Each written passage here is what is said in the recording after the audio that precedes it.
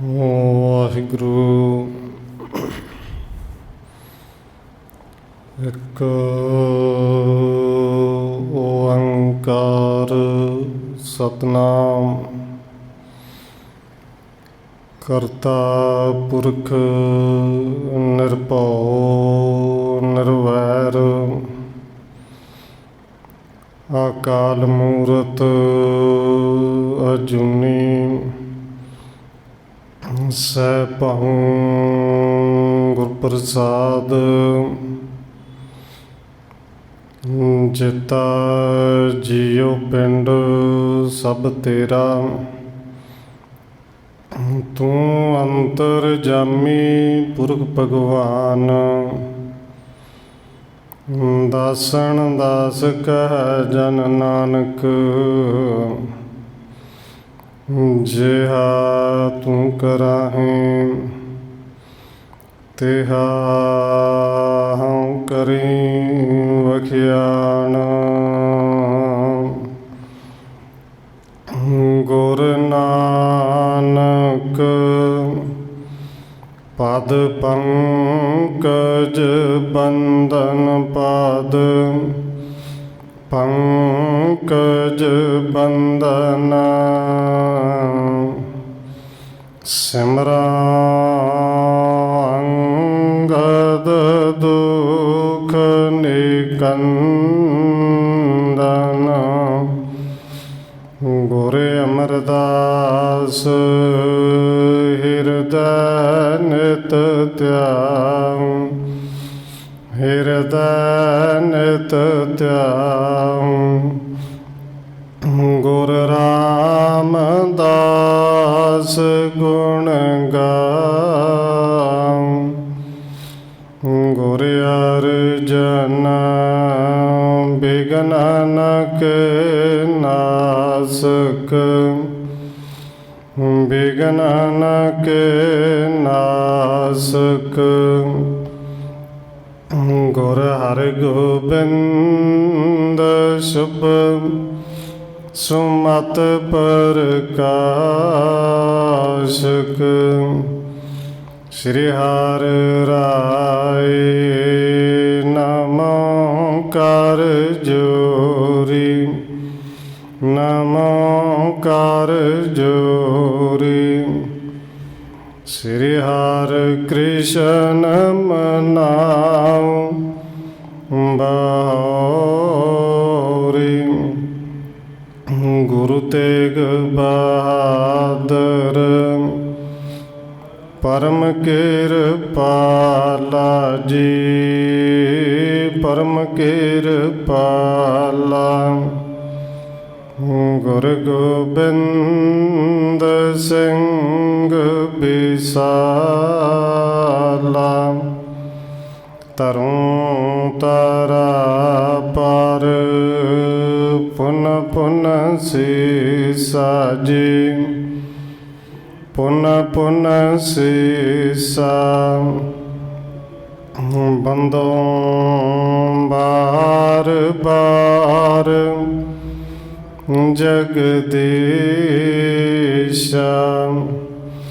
ਤਰੁ ਤਾਰਾ ਪਰ ਪੁਨ ਪੁਨ ਸੀਸਾ ਜੀ, ਪੁਨ ਪੁਨ ਸੀਸਾ।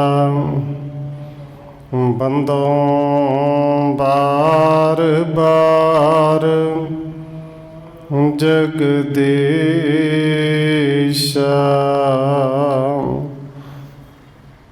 ਜਿਸ ਮਹਿ ਅੰਮ੍ਰਿਤ ਗਿਆਨ ਹੈ, ਮਾਨਕ ਭਗਤ ਬੈਰਾਗ। ਸ਼੍ਰੀ ਗੁਰੂ ਗ੍ਰੰਥ ਸਾਹਿਬ ਉਦਦ, ਬੰਦੋਂ ਕਰ ਅਨੁਰਾਗ। ਏਕ ਓੰਕਾਰਾ ਸਤਿਗੁਰੂ ਜੇ ਪ੍ਰਸਾਦ ਸਚ ਹੋਏ। ਵਾਹਿਗੁਰੂ ਜੀ ਕੀ ਫਤਿਹ ਹੈ, ਬਿਘਨ ਬਿਨਾਸਨ ਸੋਏ। ਏਕ ਓੰਕਾਰ ਸਤਿਗੁਰੂ ਜਿਹ ਪ੍ਰਸਾਦ ਸਚ ਹੋਏ। ਵਾਹਿਗੁਰੂ ਜੀ ਕੀ ਫਤਿਹ ਹੈ। ਬਿਗਨ ਬਿਨਾਸਨ ਸੋਏ। ਵਾਹਿਗੁਰੂ ਜੀ ਹਮ ਸਭ ਕੋ ਤਜ ਪ੍ਰਥਮ ਪਧਾਰੀ। हे प्रत प्रते शीघ्रता धारी। गुर कह सब को रुदन हटायो। बाबक ते कीर्तन करवायो।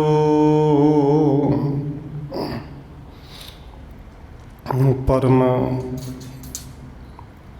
सन्मानयोग सतगुरु चवर छतर तखत दे मालिक हाजरा हजूर जहरा जहूर शब्द गुरु जुगों जोगा टल सतगुरु धन श्री गुरु ग्रंथ साहिब महाराज सच्चे पातशाह जी की पावन पवित्र हजूरी अंदर जुड़ बैठे सतसंगी जनों, आप जी वड्डे भागां वाले हो जो सत्कारयोग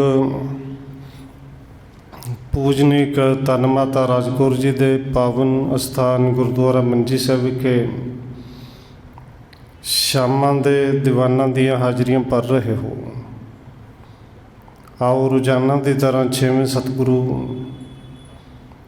धन गुरु हरगोबिंद साहिब जी की चल रही लड़ीवार इतिहास कथा के नाल अगलेरी सांझ पाउण तो पहला असीस बख्शिश करो जी। रसना नूं करो पवित्र, जितने भी जुड़ बैठे हो लवाओ हाजरी आखो जी। वाहिगुरू जी का खालसा वाहिगुरू जी की फतेह। हम सब को तज प्रथम पधारे। हे पत प्रते शीघ्रता धारे। कविराज कवि संतोख सिंह जी अगे लिख रहे हैं कि जिवें कल पिछले प्रकरणों के अंदर आप जी ने सरवण किया कि धन गुरु हरगोबिंद साहिब जी के महल साडे माता दमोदरी जी सतगुरु के चरणों में आए और बेनती की सतगुरु जी शरीर नूं त्यागण का समा आ गया है।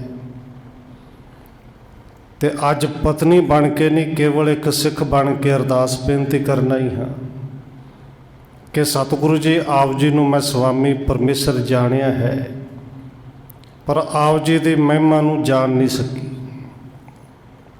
सतगुरु जी पति जान के एक पत्नी के रूप विच हो सकता कि तो उच्चा नीवा घट वध बोलिया गया होए, कई तरह दीयां गलतियां हो गई होण, पर सतगुरु जी एक सेवक जान के सिख जान के अंत समय कृपा करो उन्होंने बख्श दिओ और अपने चरणों के विच निवास दिओ।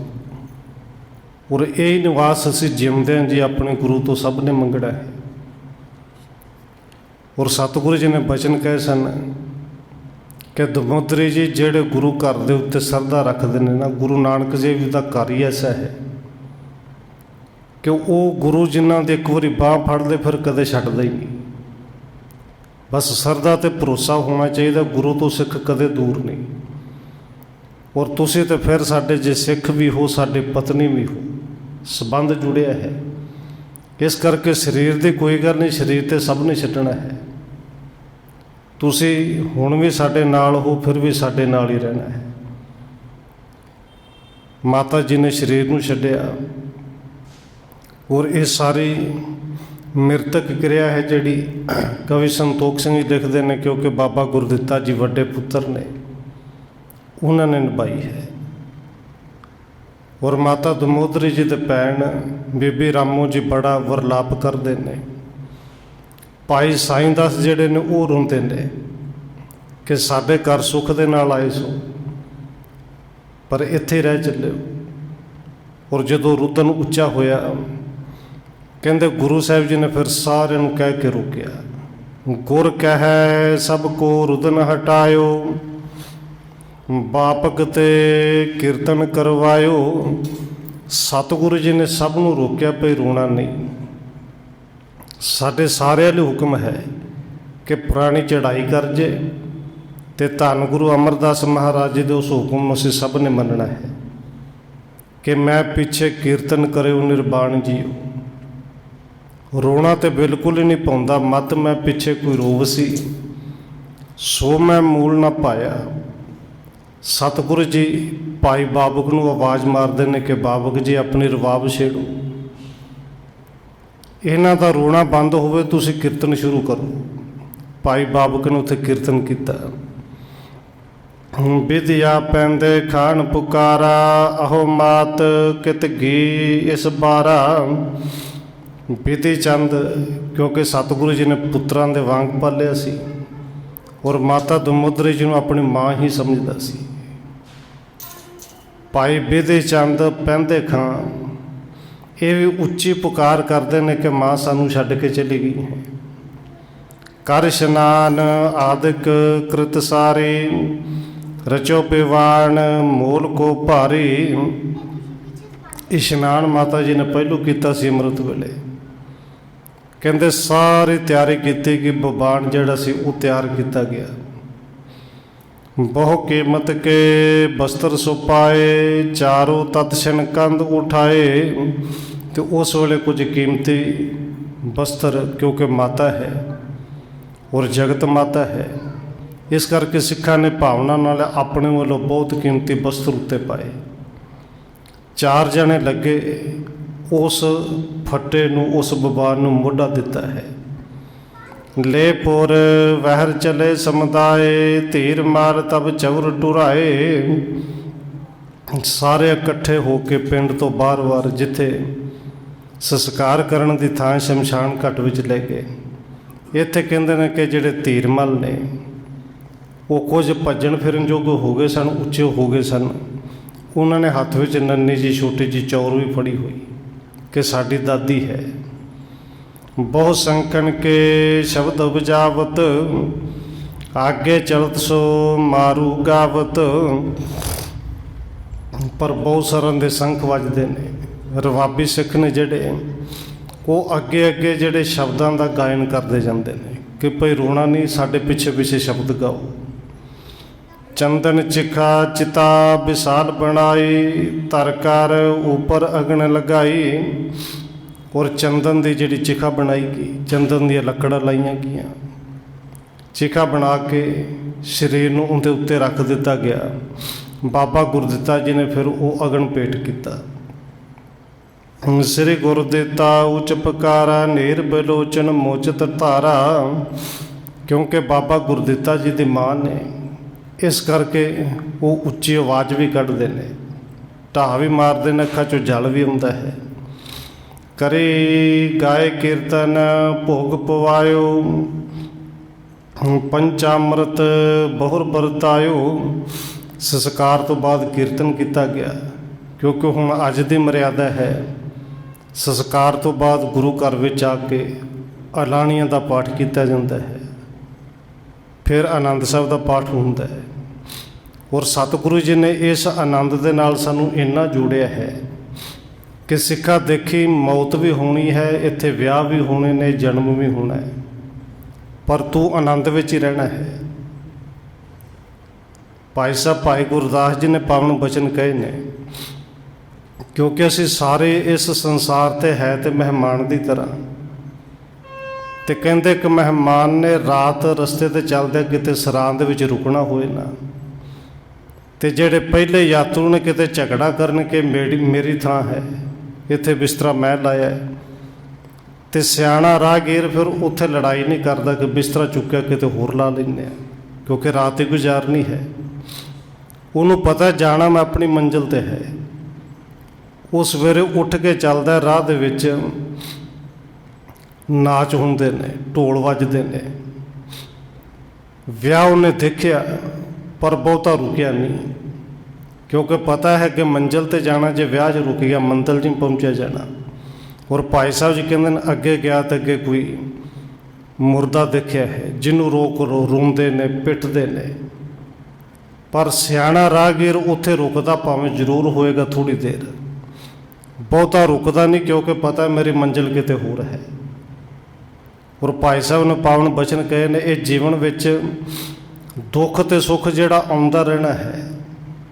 भाई साहब जी कहंदे ने, बाट बटाऊ रात सराई वसिया, मूवे पुछे ना जात विआह ना हसिया। ते क्यों नहीं जात पुछी ते क्यों नहीं हसिया, क्योंकि उनकी मंजिल सी देहो दरस हर राया, अगे पहुँचना है। और ये साडी बड़ी लंबी मंजिल है। इत्थे सतगुरु जी जिथे कृपा करते ने, गुरु साहिब जी ने उत्थे कीर्तन करवाया है। इत्थे आनंद की बेनती करदा सा कि गुरु साहब ने सानू आनंद दे नाल जोड़िया कि भावें किसी की मौत हो जाए, सिखा तू आनंद विच ही रहना है। 6 पौड़ियां आनंद पढ़े जाना है। और कड़ाह प्रसाद एक मिठा प्रसाद है ना जी, कि सोग अपनी थां ते ठीक है, तू आनंद विच रहना, जिन्ना को लोड़ छकना भी है। क्योंकि ना तो कोई मरियां दे नाल कदे मरिया ते ना नाल गया है। इत्थे सतगुरु जी ने कृपा की, वही मर्यादा सी कि कीर्तन किया गया, उस वेले की मर्यादा सी। कीर्तन तो बाद भोग पाया गया, फिर पंचामृत बहुरू वरतायो, कड़ा प्रसादी देग सारिਆਂ ਦੇ ਵਿੱਚ ਵਰਤਾ ਦਿੱਤੀ गई। सने सने आए निज डेरे, बैठ बैठ कर उठे कनेरे, हौली हौली चल के अपने डेरे ते थां ते आए। सिख जिहड़े ने पिंड दीयां संगतां ने, वो आउंदियां ने, कुछ समा गुरु साहिब दे कोल बैठदियां ने, उठ के चलियां जांदियां ने। इत्थे कवि संतोख सिंह जी ने ये अध्याय खत्म किया है। अगला अध्याय नंबर 22वां इत्थों शुरू करदे लिखदे ने, दोहरा जह जह हुते संबंध गुर, तह तह सुध पहुँचाए। हुण जिथे जिथे साग संबंधी सन, उत्थे उत्थे खबर भेज दी गई, क्योंकि जेड़े दूर सन फिर खबर संस्कार तो बाद भेजी कि अंतिम अरदास विच आके शामिल होए। आए नारायण दास तब, दारा जुत रुदनाए। भाई नारायण दास जी आए ने, क्योंकि माता दमोदरी जी के पिता जी ने अपने घर वाली स्त्री नूं नाल लैके आए। रामो पत के सहत दुखारी, को दिन मह पर लोक पधारी। बीबी रामो, क्योंकि उन्हां दी वड्डी भैन सी दमोदरी जी, अपने पति के समेत उन्हां दे जाण करके बड़े दुखी ने। भाई साईं दास भी दुख मनाउंदे ने, कहंदे कुछ कु दिन बीते ते बीबी रामो जिहड़ी है, को दिन मह पर लोक पधारी, वो भी अकाल चलाना करके। भाई नारायण दास एक धी दे अंतिम अरदास लई शामिल हो आए सन। कुछ दिन इत्थे रह गए कि जिहड़ी दूजी धी है छोटी बीबी रामो, वो भी शरीर छड्ड गई। साईं दास उदास अवासा, प्राण त्याग कर गयो तमाशा। साईं दास घर विच इकल्ला है। कुछ कु दिन बतीत होए और साईं दा तमाशा ही ऐसा है, कहंदे भाई साईं दास एक तमाशा ही विखा के शरीर छड्ड के वो भी जिहड़े ने परलोक चले गए। श्री हर गोबिंद शुभ गत देन, मृतक क्रिया गुर दिते कीन। सतगुरु जी ने कृपा की और शुभ पदवी शुभ गति देनी सी। कहंदे बीबी रामो जी दी ते भाई साईं दास जी दी, इन्हां दी चिखा नूं भी लांबू जिहड़ा है बाबा गुरदित्ता जी ने लाया। एक सुता अमृत सुन कर आए, पिख दूजे को बहुत नाए। क्योंकि भाई नारायण दास ते एक धी दी मौत की खबर सुन के आए सन, पर हुण इत्थे दूजी धी जिहड़ी है वो भी शरीर छड्ड गई। जवाई है भाई साईं दास, वो भी शरीर छड्ड गया। इस करके भाई नारायण दास जी बहुते दुखी होए। त्रिया जुत बस्यो नारायण दास, जगत अबनासी लखो उदास। भाई नारायण दास अपने घर वाली दे नाल जां कह लिए कि सतगुरु जी दे सत सौरा साहिब कुछ दिन डरौली दे विच रह गए कि जगत के मालक सतगुरु धन गुरु हरगोबिंद साहिब के चरणों में रहिए। दिन थोरन मह त्यागे प्राणा, भयो तथा परमेश्वर भाना। परमेश्वर का भाना ही एवं सी कि कुछ दिनों में कई मौतां हो गई। भाई नारायण दास ते सतगुरु जी की सस ਕਹਿੰਦੇ ਇੱਥੇ ਡਰੌਲੇ ਦੇ ਵਿੱਚ ਉਹ ਵੀ ਸਰੀਰ ਤਿਆਗ ਗਏ। ਦਇਆ ਕੋਰ ਜੁਤ ਸ਼ੁਭਗਤ ਪਾਏ, ਜਿਨ ਕੇ ਕੁਲ ਸਿੱਖੇ ਚਲ ਆਏ। ਤੇ ਭਾਈ ਨਾਰਾਇਣ ਦਾਸ ਜੀ ਦੇ ਜਿਹੜੀ ਪਤਨੀ ਹੈ ਗੁਰੂ ਸਾਹਿਬ ਦੀ ਸੱਸ ਹੈ, ਜਿਨ੍ਹਾਂ ਦਾ ਨਾਮ ਦਇਆ ਕੌਰ ਹੈ। ਕਹਿੰਦੇ ਇਹਨਾਂ ਸਾਰਿਆਂ ਨੇ ਸ਼ੁਭ ਗਤੀ ਪ੍ਰਾਪਤ ਕੀਤੀ, ਕਿਉਂਕਿ ਗੁਰੂ ਸਾਹਿਬ ਦੇ ਚਰਨਾਂ ਦੇ ਵਿੱਚ ਰਹਿ ਕੇ, ਉਹਨਾਂ ਦੇ ਹਜ਼ੂਰੀ ਵਿੱਚ ਰਹਿ ਕੇ ਸਰੀਰ ਨੂੰ ਛੱਡ ਕੇ ਗਏ। ਜਿਨ੍ਹਾਂ ਦੇ ਅੱਗੇ ਕੁੱਲ ਨੇ ਵੀ ਸਿੱਖੀ ਨੂੰ ਕਮਾਇਆ। ਸਭ ਕੇ ਸਤਿਗੁਰ ਪੁੱਛ ਪੁਛਣਾਏ, ਧਰ ਡੋਰੇ ਸੁਰਸਰ ਪਹੁੰਚਾਏ। ਸਤਿਗੁਰੂ ਜੀ ਨੇ ਸਾਰਿਆਂ ਦੇ ਸਰੀਰਾਂ ਨੂੰ ਸੰਭਾਲਿਆ, ਉਹਨਾਂ ਤੇ ਫੁੱਲ ਚੁਗੇ ਗਏ, ਉਹਨਾਂ ਦੇ ਅੰਗੀਠਿਆਂ ਨੂੰ ਸੰਭਿਆ ਗਿਆ। ਸੁਣ ਸੁਣ ਜਿਤ ਕਿਤ ਤੇ ਚਲੇ ਆਏ, ਬਹੁ ਕੀ ਅੰਮ੍ਰਿਤ ਲਖ ਉਰ ਬਿਸਮਾਏ। ਹੁਣ ਇਹ ਸੁਣ ਕੇ ਦੂਰ ਦੂਰ ਤੋਂ ਸਿੱਖ ਆਏ, ਸਾਕ ਸੰਬੰਧੀ ਆਏ ਕਿ ਥੋੜ੍ਹੇ ਦਿਨਾਂ ਦੇ ਵਿੱਚ ਕਈ ਮੌਤਾਂ ਹੋ ਗਈਆਂ ਨੇ। ਇਸ ਕਰਕੇ ਜਿਹੜੇ ਸਿੱਖ ਨੇ, ਲੋਕ ਨੇ, ਉਹ ਹੈਰਾਨ ਵੀ ਬੜੇ ਨੇ ਕਿ ਭਾਣਾ ਕੀ ਹੈ, ਕਿਉਂਕਿ ਪਰਮੇਸ਼ਰ ਦਾ ਭਾਣਾ ਹੈ, ਉਹਨੂੰ ਜੋ ਭਾਵੇ ਬਸ ਉਹ ਹੀ ਚੰਗਾ ਹੈ। ਪਰ ਦੁਨੀਆਦਾਰ ਫਿਰ ਵੀ ਸਮਝਦੇ ਨੇ ਕਿ ਇਹ ਕੁਝ ਦਿਨ ਵਿੱਚ ਇੰਨੀਆਂ ਮੌਤਾਂ ਹੋਣੀਆਂ, ਇਹ ਬਣਿਆ ਕੀ ਹੈ। ਬੈਠੇ ਸਤਿਗੁਰੂ ਸਭਾ ਲਗਾਏ, ਹੋਤ ਕੀਰਤਨ ਸੁਣ ਸਮਝਾਏ। ਸਤਿਗੁਰੂ ਜੀ ਸਭਾ ਲਾ ਕੇ ਬੈਠਦੇ ਨੇ ਕਿ ਲੋਕ ਆ ਕੇ ਦੁੱਖ ਭਰੀਆਂ ਗੱਲਾਂ ਨਾ ਕਰਨ। ਇਸ ਕਰਕੇ ਗੁਰੂ ਸਾਹਿਬ ਜੀ ਕਹਿੰਦੇ ਭਾਈ ਕੀਰਤਨ ਕਰੋ। ਸਭਾ ਲੱਗਦੀ ਹੈ, ਸਵੇਰੇ ਆਸਾ ਕੀ ਵਾਰ ਦਾ ਕੀਰਤਨ ਹੁੰਦਾ, ਉਸ ਤੋਂ ਬਾਅਦ ਹੋਰ ਕੀਰਤਨ ਚੱਲਦਾ, ਬਿਲਾਵਲ ਦੀ ਚੌਂਕੀ ਲੱਗਦੀ ਹੈ। ਹਰੀ ਚੰਦ ਆਇਓ ਯੁੱਧਦਾਰਾ, ਸਹਿਤ ਭਾਰਜਾ ਆਇਓ ਦੁਆਰਾ। ਭਾਈ ਹਰੀ ਚੰਦ ਵੀ ਆਪਣੀ ਪਤਨੀ ਦੇ ਨਾਲ ਆਏ, ਗੁਰੂ ਸਾਹਿਬ ਦੇ ਦੂਸਰੇ ਸਹੁਰਾ ਸਾਹਿਬ ਜੀ, ਤੀਸਰੇ ਸਹੁਰਾ ਸਾਹਿਬ। ਕਹਿੰਦੇ ਭਾਈ ਦੁਆਰਾ ਜੀ ਵੀ ਆਪਣੀ ਪਤਨੀ ਦੇ ਨਾਲ ਆਏ ਨੇ। ਪਹੁੰਚਿਓ ਸੁੰਦਰ ਪਰਮਾਨੰਦ, ਦਈ ਦਿਖਾਏ ਦਾਤੂ ਨੰਦ। ਕਹਿੰਦੇ ਭਾਈ ਪਰਮਾਨੰਦ ਜੀ ਵੀ ਆਏ। ਧੰਨ ਗੁਰੂ ਅੰਗਦ ਦੇਵ ਮਹਾਰਾਜ ਜੀ ਦੇ ਪੁੱਤਰ ਬਾਬਾ ਦਾਤੂ ਜੀ ਵੀ ਆ ਕੇ ਉਹ ਵੀ ਨਜ਼ਰ ਆਏ, ਉਹ ਵੀ ਪਹੁੰਚੇ। ਰਾਮਾ ਤ੍ਰਿਆ ਸਹਿਤ ਚਲੇ ਆਇਓ, ਧਰਮਾ ਸਭ ਕੁਟੁੰਬ ਕੋ ਲਿਆਇਓ। ਜਿੱਥੇ ਭਾਈ ਬਾਬਾ ਦਾਤੂ ਜੀ ਦੇ ਪੁੱਤਰ ਆਏ, ਉਹਨਾਂ ਦੀ ਅੰਸ਼ ਵੰਸ਼ ਆਈ। ਕਿ ਇੱਥੇ ਉੱਤੇ ਭਾਈ ਰਾਮਾ ਜੀ ਵੀ ਆਪਣੀ ਪਤਨੀ ਸਮੇਤ ਆਏ ਨੇ। ਭਾਈ ਧਰਮਾ ਜੀ ਆਪਣੇ ਸਾਰੇ ਪਰਿਵਾਰ ਨੂੰ ਲੈ ਕੇ ਆਏ ਨੇ। ਪ੍ਰੇਮ ਚੰਦ ਲੈ ਦਾਰਾ ਸਾਥ, ਆਏ ਬਲੋਕੇ ਸ੍ਰੀ ਗੁਰਨਾਥ। ਭਾਈ ਪ੍ਰੇਮ ਚੰਦ ਜੀ ਆਪਣੀ ਘਰਵਾਲੀ ਨੂੰ ਨਾਲ ਲੈ ਕੇ ਆਇਆ। ਗੁਰੂ ਸਾਹਿਬ ਦੇ ਦਰਸ਼ਨ ਕੀਤੇ ਨੇ। ਗੁਰੂ ਸੁਤਾ ਬੀਰੋ ਬਿਲ ਲਾਏ, ਹੇ ਜਨਨੀ ਮੈਂ ਭਿਖੀ ਨ ਆਏ। ਬੀਬੀ ਵੀਰੋ ਜੀ ਚੱਲ ਕੇ ਆਏ, ਉਹ ਵਿਰਲਾਪ ਕਰਦੇ ਨੇ ਕਿ ਮਾਂ ਮੈਂ ਅੰਤ ਵੇਲੇ ਤੇਰੇ ਦਰਸ਼ਨ ਵੀ ਕੀਤੇ, ਤੇਰਾ ਮੂੰਹ ਵੀ ਨਹੀਂ ਦੇਖਿਆ। ਸਗਲ ਮੇਲ ਮਿਲ ਕਰੀ ਪੁਕਾਰਾ, ਜਨ ਕਰਨਾ ਸਰਤਾ ਕੀ ਧਾਰਾ। ਸਾਰਾ ਮੇਲ ਇਕੱਠਾ ਹੋਇਆ, ਸਾਰਿਆਂ ਨੇ ਆ ਕੇ ਇੱਕ ਤਰ੍ਹਾਂ ਦੀ ਪੁਕਾਰ ਕੀਤੀ। ਸਤਿਗੁਰੂ ਜੀ ਕਿਰਪਾ ਦੇ ਘਰ ਵਿੱਚ ਆਏ ਔਰ ਸਭ ਨੂੰ ਸਤਿਗੁਰੂ ਜੀ ਨੇ ਹੌਸਲਾ ਦਿੱਤਾ। ਸਿਮਰ ਸਿਮਰ ਗੁਣ ਕੋਰਦਨੰਤੇ, ਊਚ ਪੁਕਾਰਤ ਬਹੁ ਬਿਲਲੰਤੇ। ਹੁਣ ਜਿੰਨਾ ਕਿਸੇ ਨਾਲ ਸੰਬੰਧ ਸੀ, ਸਾਰੀਆਂ ਕਈ ਮੌਤਾਂ ਹੋਈਆਂ ਨੇ। ਕੋਈ ਮਾਤਾ ਜੀ ਮਾਤਾ ਦਮੋਦਰੀ ਜੀ ਦੇ ਗੁਣਾਂ ਨੂੰ ਯਾਦ ਕਰਦਾ, ਕੋਈ ਭਾਈ ਸਾਈਂ ਦਾਸ ਦੇ ਗੁਣਾਂ ਨੂੰ ਯਾਦ ਕਰ ਰਿਹਾ, ਕੋਈ ਬੀਬੋ ਰਾਮੋ ਜੀ ਨੂੰ ਚੇਤੇ ਕਰਕੇ, ਜਿਹੜੇ ਆਪਸ ਵਿੱਚ ਦੁੱਖ ਨੂੰ ਸਾਂਝਾ ਕਰਦੇ ਨੇ। ਸਤਿਗੁਰ ਦਈ ਸਭਨ ਕੋ ਧੀਰ, ਗਤ ਐਸੇ ਜੋ ਧਰਤ ਸਰੀਰ। ਸਤਿਗੁਰੂ ਜੀ ਨੇ ਫਿਰ ਸਾਰਿਆਂ ਨੂੰ ਧੀਰਜ ਦਿੱਤਾ। ਕਹਿਣ ਲੱਗੇ ਸਰੀਰ ਬਸ ਇਸੇ ਤਰ੍ਹਾਂ ਦਾ ਹੀ ਹੁੰਦਾ ਹੈ, ਇਹ ਰੱਬ ਦਾ ਪਰਮੇਸ਼ਰ ਦਾ ਬਖਸ਼ਿਆ ਹੋਇਆ ਇੱਕ ਸਾਡੇ ਰਹਿਣ ਵਾਸਤੇ ਘਰ ਹੈ। ਕਿਉਂਕਿ ਅਸੀਂ ਸਰੀਰ ਨਹੀਂ, ਅਸੀਂ ਸਰੀਰ ਦੇ ਵਿੱਚ ਰਹਿਣਾ ਹੈ। ਲਖੋ ਸਾਚ ਪਰਮੇਸ਼ਰ ਭਾਣਾ, ਜੋ ਆਇਓ ਤਿਸ ਸਰ ਪਰ ਜਾਣਾ। ਸਤਿਗੁਰੂ ਕਹਿੰਦੇ ਭਾਈ ਬਹੁਤਾ ਰੋਣਾ ਨਹੀਂ, ਕਿਉਂਕਿ ਪਰਮੇਸ਼ਰ ਦਾ ਭਾਣਾ ਸੱਚਾ ਇਹੀ ਹੈ। ਜੋ ਵੀ ਸੰਸਾਰ ਦੇ ਵਿੱਚ ਆਇਆ ਹੈ ਸਭ ਨੇ ਜਾਣਾ ਹੈ। ਆਪਣੋ ਆਪ ਨਹੀਂ ਥਿਰ ਹੋਏ, ਤੋ ਕਾਹੇ ਕੋ ਪਰ ਹਿਤ ਰੋਏ। ਸਤਿਗੁਰੂ ਜੀ ਕਹਿੰਦੇ ਨੇ ਆਪਣੋ ਆਪ ਨਹੀਂ ਥਿਰ ਕੋਈ, ਆਪਣੇ ਆਪ ਕੋਈ ਸਦਾ ਲਈ ਥਿਰ ਨਹੀਂ ਰਹਿ ਸਕਦਾ।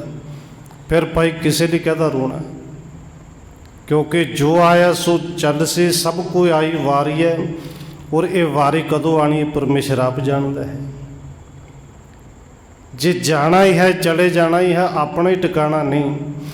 और बाबा कबीर जी तो ये भी कहते हैं कि कोई पता नहीं मौत कदों आनी है, किवें आनी है, किहड़े ढंग दे नाल मरना है। पर बाबा कबीर जी कहते हैं ये गल पक्की है।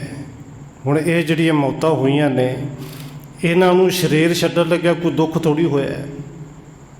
बाबा कबीर जी कहते हैं मौत जिवें दी मर्जी आ जाए, क्योंकि शरीर दुखी हो सकता है, पर मौत दुखी नहीं कर सकती। मौत का दुख नेड़े नहीं आ सकता। मरना सौखा हो जाएगा जे तेनू रब चित्ते है। क्या जाना कि मरेंगे, कैसा मरना होए। पर बाबा कबीर जी कहते ने जेकर साहिब मनु ना विसरै, सहला मरना होए। भाई मरना सौखा हो जाता है। सतगुरु जी कहते ने भाई रोना नहीं, ये परमेश्वर का भाना इस तरह से। श्री ग्रंथ साहिब पढ़वायो, दिन त्रौदसवें भोग पवायो। हुण सारियां दे नां दा पाठ किया गया। श्री ग्रंथ साहिब का पाठ किया बाबा बिधि चंद जी वर्गे गुरु के सिख सूरमे जिहड़े ने पाठ करके संगत नूं सुणाउंदे ने। 13 दिन लगे पाठ करते हैं। 13वें दिन भोग पाया गया। पंचामृत अधिक करवायो, खोए शोक सब मह बरतायो। हुण 13वें दिन जदों भोग पाया गया, जिन्हों आपां अंतिम अरदास कहने, गुरु साहिब जी कहते प्रशाद बनाउणा है और खुला प्रशाद बनाउणा है। पंचामृत अधिक करवायो कि बहुत खुला बनाउणा है, प्रशाद खुला वरताया गया। तो सतगुरु जी कहते हैं भाई अज तो बाद मृतक प्राणी के लिए होर कुछ नहीं। अज तो बाद ये शोक, ये गम, ये दुख इत्थे छड्ड दो, प्रशाद छको। अधिक दान देन सब कारण, पृथक पृथक कर नाम उच्चारण। श्री गुरु दिते पाग बंधाए, दई सबन होई समुदाई। सतगुरु जी ने लोड़वंदा नूं दान भी दिता और सतगुरु जी ने कृपा की जिद ने भोग पाया गया। फिर बाबा गुरदित्ता जी नूं दस्तार बनाई गई कि परिवार की जिम्मेवारी भी नाल लाई, कभी दस्तार नहीं बनाई। अगे जाके गुरु साहब ने वचन करने ने, रहो मेल कितक दिन पास, करे जग भोजन के रास। कुछ सिख संगतां साख संबंधी कई दिन गुरु साहब जी के चरणों में रहे और भोजन लंगर सारे छकते सन। गुरु घर में नित तैयार हुंदा सी। पिपर साध सिख संगत सारे, कष्ट रसन के स्वाद आहारे। कि जिन्ने भी साधु सन, सिख सन, सारी संगत सी। और लंगर इत्थे कवि संतोख सिंह जी लिखते हैं, कष्ट रसन के स्वाद आहारे। 6 तरह के 6 रसां के स्वादी खाने जिहड़े सी वो लंगर विच बनाए जाते सन। भूप पूरका बरे पकौरे, मिर्च धनिया सो दद मह बोरे। हुण कहंदे ने ये जिहड़े पकवान बनते सन, पूप पूरका, इनू कहंदे ने माल पूड़े जिहड़े हुंदे ने। माल पूड़े, पूड़ियाँ, वड़े ते फिर पकौड़े तैयार किए जाते सन। धनिया मिर्चा जिहड़े ने वो दही दे विच पा के दही तैयार किया जाता सी। कन पंकत बिठाए अचावत, मन भावत ने सब ही खावत। पंगतां विच बिठा के सब नूं सिखाया जाता सी और खुला सिखाया जाता सी। मन भाउंदा जिन्ना किसी ने छकना कि सब रज के छको पाई।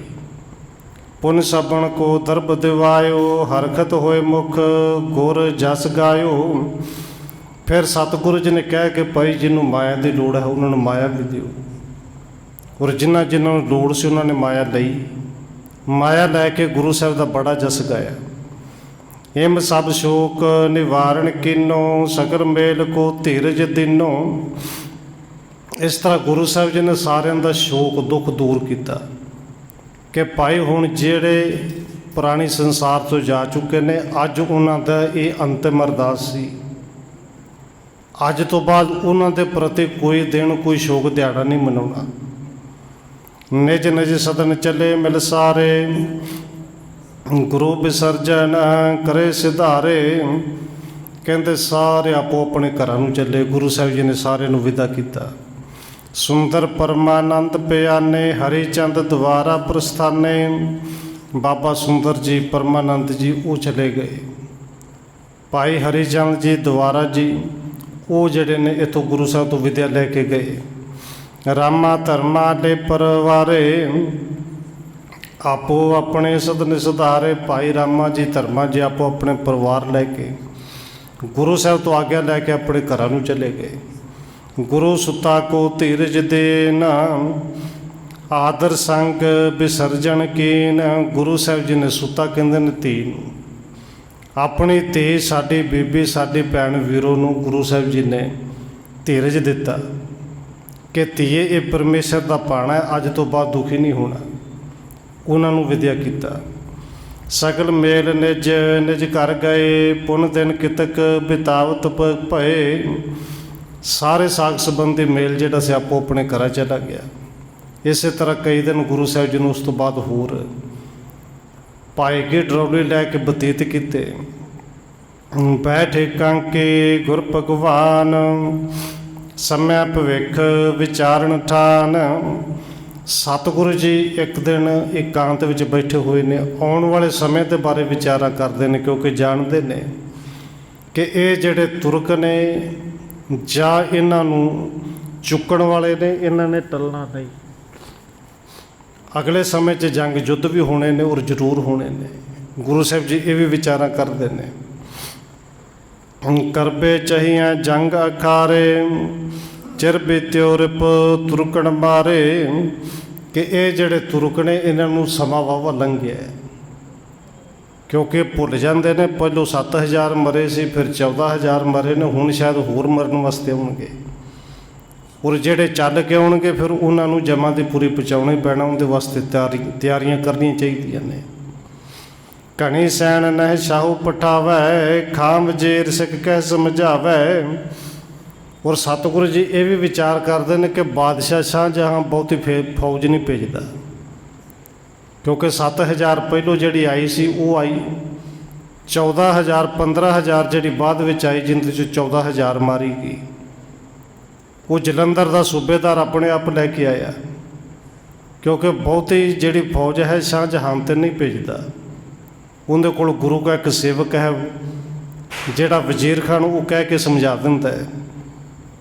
ਅਬ ਕੇ ਅਸ ਕਰਹੂੰ ਕਮਸਾਨਾ ਥਰ ਹਰ ਕੰਪ ਉੱਠੇ ਤੁਰਕਾਨਾ। ਅਤੇ ਜੇ ਹੁਣ ਚੜ੍ਹਾਈ ਕਰਕੇ ਆਏ, ਗੁਰੂ ਸਾਹਿਬ ਜੀ ਕਹਿੰਦੇ ਨੇ ਐਸਾ ਕਮਸ਼ਾਨ ਦਾ ਜੰਗ ਕਰਾਂਗੇ ਕਿ ਇਹ ਜਿਹੜੇ ਬਾਰ-ਬਾਰ ਚੜ੍ਹਾਈ ਕਰਕੇ ਆਉਂਦੇ ਨੇ, ਇਹ ਥਰ ਥਰ ਕੰਬਣਗੇ ਕਿ ਇੱਥੇ ਚੜ੍ਹਾਈ ਕਰਕੇ ਜਿੰਨੇ ਵੀ ਗਏ ਸਾਰੇ ਮਾਰੇ ਜਾਣੇ ਨੇ। ਸਭ ਕੁਟੁੰਬ ਤੇ ਬਣੇ ਨਿਰਾਲੇ ਤਬ ਕਰਹਿ ਨਿਜ ਸ਼ਸਤਰ ਉਠਾਲੇ। ਹੁਣ ਸਤਿਗੁਰੂ ਜੀ ਵਿਚਾਰ ਕਰਦੇ ਨੇ ਕਿ ਪਰਿਵਾਰ ਨੂੰ ਕਿਸੇ ਹੋਰ ਪਾਸੇ ਭੇਜੀਏ। ਜੰਗ ਯੁੱਧ ਹੋਣੇ ਨੇ, ਅਸੀਂ ਸ਼ਸਤਰ ਚੁੱਕਣੇ ਨੇ, ਅਸੀਂ ਜੰਗਾਂ ਯੁੱਧਾਂ ਦੇ ਵਿੱਚ ਫਿਰ ਬੇਫਿਕਰ ਤੇ ਬੇਖੌਫ ਹੋ ਕੇ ਲੜਾਂਗੇ। ਇਮ ਵਿਚਾਰ ਬੜ ਪੁੱਤਰ ਹਕਾਰਾ ਸਾਦਰ ਨਿਜ ਸਮੀਪ ਬਠਾਰਾ। ਇਸ ਤਰ੍ਹਾਂ ਵਿਚਾਰ ਕਰਕੇ ਸਤਿਗੁਰੂ ਜੀ ਨੇ ਆਪਣੇ ਵੱਡੇ ਪੁੱਤਰ ਬਾਬਾ ਗੁਰਦਿੱਤਾ ਜੀ ਨੂੰ ਕੋਲ ਬੁਲਾਇਆ ਔਰ ਬੜੇ ਸਤਿਕਾਰ ਦੇ ਨਾਲ ਜਦੋਂ ਬਾਬਾ ਗੁਰਦਿੱਤਾ ਜੀ ਨੇ ਮੱਥਾ ਟੇਕਿਆ ਹੈ, ਸਤਿਗੁਰੂ ਜੀ ਨੇ ਆਪਣੇ ਪੁੱਤਰ ਨੂੰ ਕੋਲ ਬਿਠਾਇਆ। ਸਗਲ ਗਾਥ ਨੀਕੇ ਸਮਝਾਈ ਇਹਾਂ ਰਹਿਣਾ ਬਨਹਿ ਮਨ ਭਾਈ। ਸਤਿਗੁਰੂ ਜੀ ਨੇ ਸਾਰੀ ਗੱਲ ਫਿਰ ਚੰਗੀ ਤਰ੍ਹਾਂ ਪਿਆਰ ਨਾਲ ਸਮਝਾਈ ਕਿ ਪੁੱਤਰ ਹੁਣ ਇੱਥੇ ਡਰੌਲੀ ਵਿੱਚ ਕਈ ਮਹੀਨੇ ਹੋ ਗਏ ਨੇ, ਕੋਈ ਹੁਣ ਇੱਥੇ ਬਹੁਤਾ ਸਮਾਂ ਰਹਿਣਾ ਚੰਗਾ ਨਹੀਂ। ਲੈ ਕਰ ਸੰਗ ਸਰਬ ਪਰਿਵਾਰਾ ਬਸੋ ਸੇਮ ਸੋ ਪੁਰ ਕਰਤਾਰਾ। ਸਤਿਗੁਰੂ ਜੀ ਕਹਿੰਦੇ ਨੇ ਗੁਰਦਿੱਤਾ ਜੀ ਤੁਹਾਨੂੰ ਦਸਤਾਰ ਬਣਾਈ ਹੈ, ਅਤੇ ਦਸਤਾਰ ਦਾ ਮਤਲਬ ਇਹ ਹੁੰਦਾ ਸੀ ਕਿ ਅੱਜ ਤੋਂ ਬਾਅਦ ਜਿਹਨੇ ਦਸਤਾਰ ਬੰਨੀ ਪਰਿਵਾਰ ਦੀ ਜ਼ਿੰਮੇਵਾਰੀ ਉਹਦੇ ਸਿਰ। ਅਤੇ ਪੁੱਤਰ ਗੁਰਦਿੱਤਾ ਜੀ ਸਾਰੇ ਪਰਿਵਾਰ ਦੀ ਜ਼ਿੰਮੇਵਾਰੀ ਹੁਣ ਤੁਹਾਨੂੰ ਦੇਣਾ ਕਿ ਪਰਿਵਾਰ ਨੂੰ, ਸਾਰੇ ਪਰਿਵਾਰ ਨੂੰ ਨਾਲ ਲੈ ਕੇ ਤੁਸੀਂ ਜਿਹੜਾ ਨਵਾਂ ਨਗਰ ਵਸਾਇਆ ਕਰਤਾਰਪੁਰ ਸਾਹਿਬ, ਇਹ ਗੁਰੂ ਅਰਜਨ ਦੇਵ ਜੀ ਦਾ ਵਸਾਇਆ ਹੋਇਆ। ਅਤੇ ਕੁਝ ਸਮਾਂ ਕਰਤਾਰਪੁਰ ਸਾਹਿਬ ਬਾਬਾ ਗੁਰਦਿੱਤਾ ਜੀ ਵੀ ਰਹੇ ਨਾ, ਕਹਿੰਦੇ ਸਾਰੇ ਪਰਿਵਾਰ ਨੂੰ ਲੈ ਕੇ ਪਹਿਲੋਂ ਕਰਤਾਰਪੁਰ ਸਾਹਿਬ ਜਾਓ। ਸਭ ਕੇ ਸੁਧ ਲੇਵਤ ਤਹਿ ਰਹੀ ਹੈ, ਚਹਿਤ ਸੋ ਦੇਹੋ ਭਲੇ ਨਿਰਭਈ ਹੈ, ਕਿ ਸਾਰੇ ਪਰਿਵਾਰ ਦੇ ਉੱਤੇ ਚੰਗੀ ਤਰ੍ਹਾਂ ਖਬਰਸਾਰ ਰੱਖਣੀ ਹੈ, ਸਭ ਨੂੰ ਪਿਆਰ ਦੇ ਨਾਲ ਇਕੱਠਾ ਕਰਕੇ ਰੱਖਣਾ ਹੈ। ਹਮਰੇ ਸੰਗ ਚਮੂ ਅਬ ਭਾਰੇ, ਵਿਚਰਾਂਗੇ ਇਸ ਦੇਸ਼ ਮਝਾਰੀ। ਸਤਿਗੁਰੂ ਜੀ ਕਹਿੰਦੇ ਨੇ ਸਾਡੇ ਨਾਲ ਹੁਣ ਫੌਜ ਬਹੁਤ ਹੋ ਗਈ ਹੈ, ਅਸੀਂ ਇਸ ਦੇਸ਼ ਦੇ ਵਿੱਚ ਫਿਰਨਾ, ਮਾਲਵੇ ਦੇਸ਼ ਵਿੱਚ, ਜੰਗਲ ਦੇਸ਼ ਦੇ ਵਿੱਚ, ਸਾਰੇ ਪਾਸੇ ਅਸੀਂ ਵਿਚਰ ਕੇ ਆਵਾਂਗੇ। ਤ੍ਰੇਣ ਯਾਰ ਅੰਨ ਇਹ ਸਮੁਦਾਏ, ਸੋ ਭੱਟ ਸੋ ਬਾਹਣ ਸੁਖ ਸੁਖ ਕੋ ਪਾਏ। ਕਿਉਂਕਿ ਮਾਲਵਾ ਦੇਸ਼ ਜੰਗਲ ਦਾ ਇਲਾਕਾ ਹੈ, ਇੱਧਰ ਘੋੜਿਆਂ ਦੇ ਵਾਸਤੇ ਘਾਹ ਬਹੁਤ ਹੈ, ਅਨਾਜ ਬਥੇਰਾ ਮਿਲ ਜਾਂਦਾ ਹੈ। ਜਿਹੜੇ ਸੂਰਬੀਰ ਯੋਧੇ ਨੇ ਉਹ ਵੀ ਖੁਸ਼ ਰਹਿਣਗੇ, ਸ਼ਿਕਾਰ ਵੀ ਖੇਡਣਗੇ, ਅਤੇ ਘੋੜੇ ਜਿਹੜੇ ਨੇ ਉਹ ਵੀ ਇੱਧਰ ਚਰ ਕੇ ਉਹਨਾਂ ਨੂੰ ਘਾਹ ਬਹੁਤ ਮਿਲੇਗਾ। ਸ੍ਰੀ ਗੁਰਦਿੱਤਾ ਜੋਰੇ ਹਾਥ,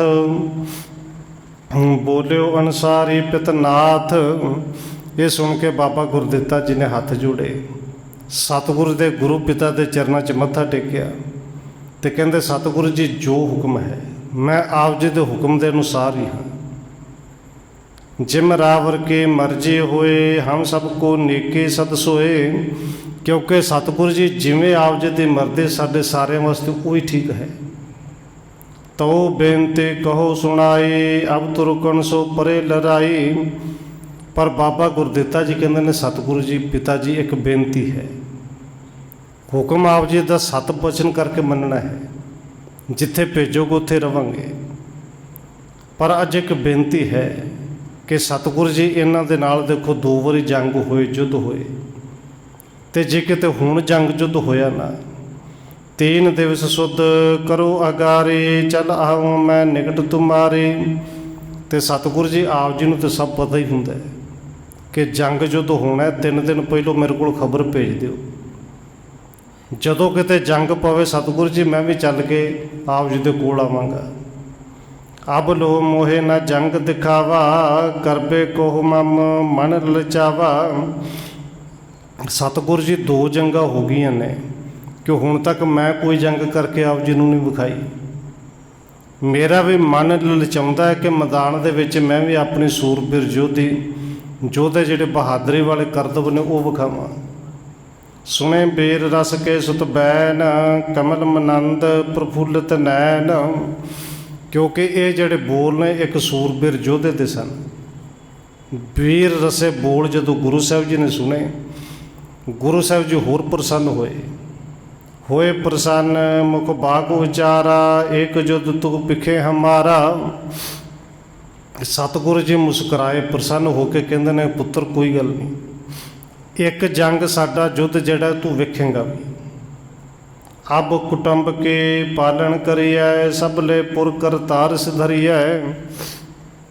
ਸਤਿਗੁਰੂ ਕਹਿੰਦੇ ਨੇ ਹੁਣ ਜਿਹੜੀ ਜ਼ਿੰਮੇਵਾਰੀ ਲਾਈ ਸਾਰੇ ਪਰਿਵਾਰ ਦੀ ਪਾਲਣਾ ਤੁਸੀਂ ਕਰਨੀ ਹੈ, ਜ਼ਿੰਮੇਵਾਰੀ ਨੂੰ ਸੰਭਾਲਣਾ ਹੈ।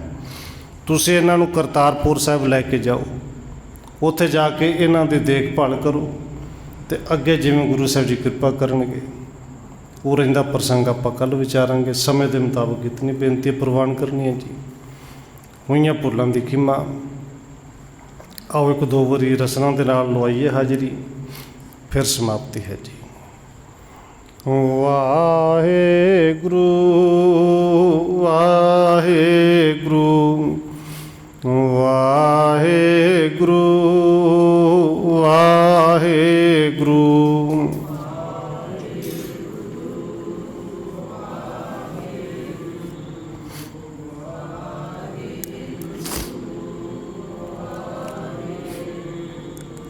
ਵਾਹਿਗੁਰੂ